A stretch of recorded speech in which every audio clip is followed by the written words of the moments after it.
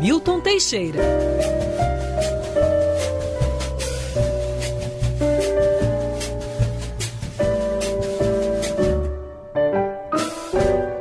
Nossa parte preferida da sexta-feira, professor Milton Teixeira está aqui com a gente. Já vou adiantar, você que gosta dos passeios, fica sintonizado.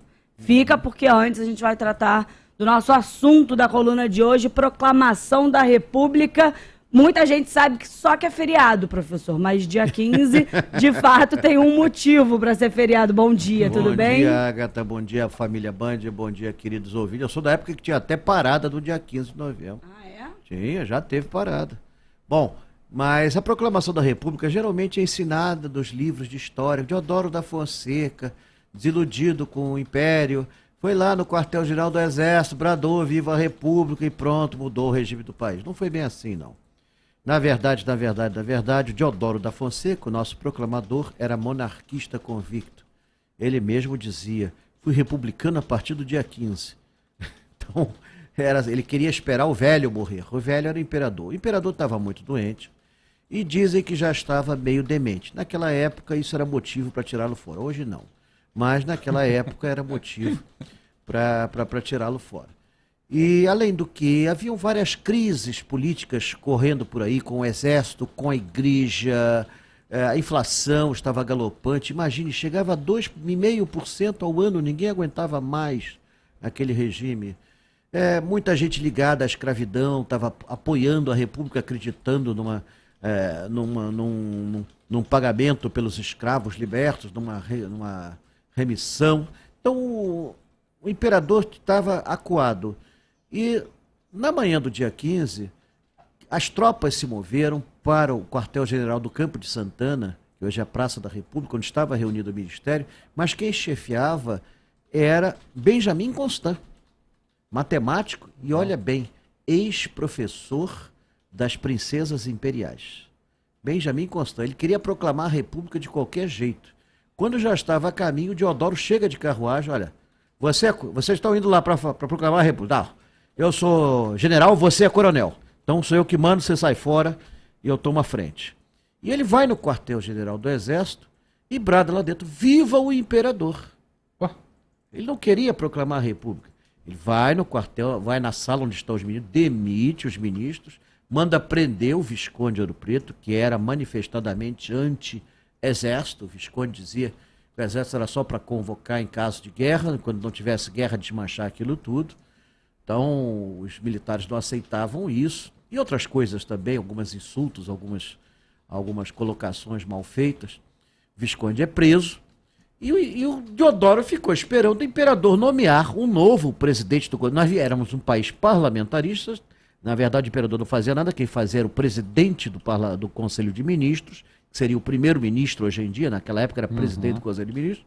Então, ele ficou esperando o imperador nomear outro camarada que fosse mais simpático. O imperador, então, faz a besteira, nomeia o maior inimigo do Deodoro, Gaspar da Silveira Martins. Deodoro, quando sabe, à noite dessa notícia, mas então sabe de uma coisa? Proclame-se logo a República. Portanto, a República foi proclamada à noite. Por isso que na bandeira do Brasil estão as estrelas do céu, que só são vistas à noite. Exatamente. O imperador, quando chegou aqui no Rio, ficou em prisão domiciliar, no Paço. Depois recebeu uma carta de expulsão e ele é expulso no dia 17 de novembro. Quando ele recebeu a carta, inicialmente ele respondeu com presença de espírito: que bom, não me querem como imperador, vou ser professor. Ainda bem que não foi. Professor público no Brasil naquela época ganhava uma miséria. Então, ele queria ser professor do Colégio Pedro II, do colégio dele. Mas ele foi para o exílio e não voltaria vivo. A República foi proclamada praticamente sem nenhuma resistência. Houve um ministro até que disse que o povo assistiu bestializado. Aliás, dizia-se à época, comentando de uma forma irônica, que nós não tínhamos povo, tínhamos público. Porque tudo era feito sem a consulta pública. O imperador, um homem que governou quase 50 anos sem fazer uma prisão política e sem impor uma censura sequer à imprensa, e depois de 1850 nunca mais assinou uma sentença de morte.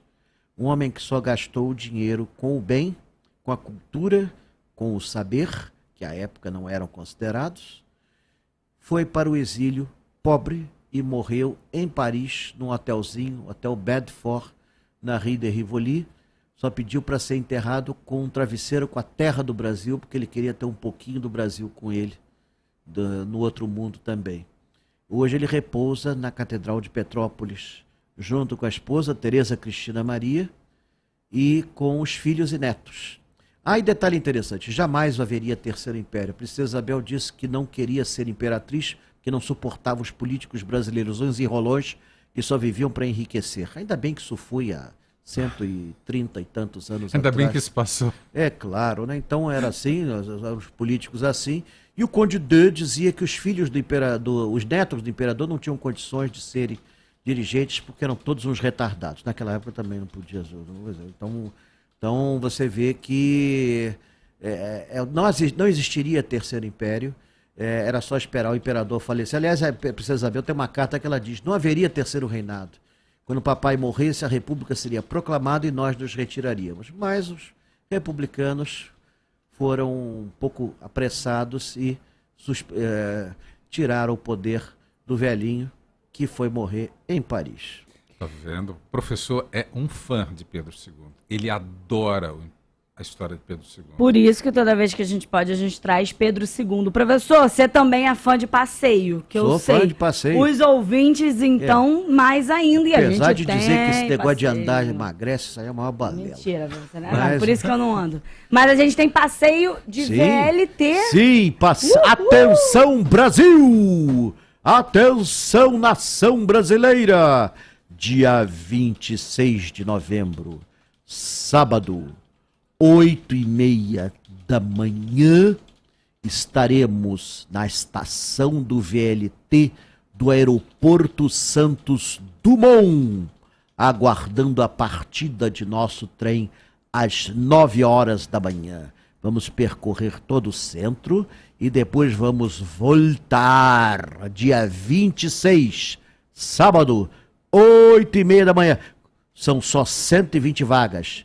De início, nesta semana, só 60 vagas abertas. Já estão no site, E Band estão no News site, FM o que Rio. significa que já devem estar encerrando. Já deve estar acabando. Tá encerrando. Então, semana que vem, no mesmo bate-hora, mesmo bate-canal, mais 60 vagas. E tem mais, hein? Se fosse você, aparecia lá no dia. Porque 8h30 no embarque do Santos Dumont, na estação do aeroporto Santos. A Europa curva o centro Brasil. Então, 60 vagas, Band News FM Rio, vai lá no professor Milton Teixeira, passeio para aproveitar. De VLT. Só se inscreve se você for conseguir ir, vai, não tira a por vaga favor, de quem pode. Exatamente. Acontece isso, pessoas se inscrevem, na hora não vão. Tudo bem, imprevistos acontecem. Por isso que eu digo lá, se aparecer umas 10 pessoas, 10, 15 pessoas, pode estar certo que vai embarcar também, porque se aparecer 150 não aparece não. Não vai. Mas semana que vem, nesse mesmo horário, a gente vai abrir mais inscrições, então fica ligadinho. Portanto, fica aí aceso, já podem clicando e nós vamos fazer um lindo passeio e vamos aproveitar e vamos nessa. Conto com vocês. Um beijo, professor. Beijo,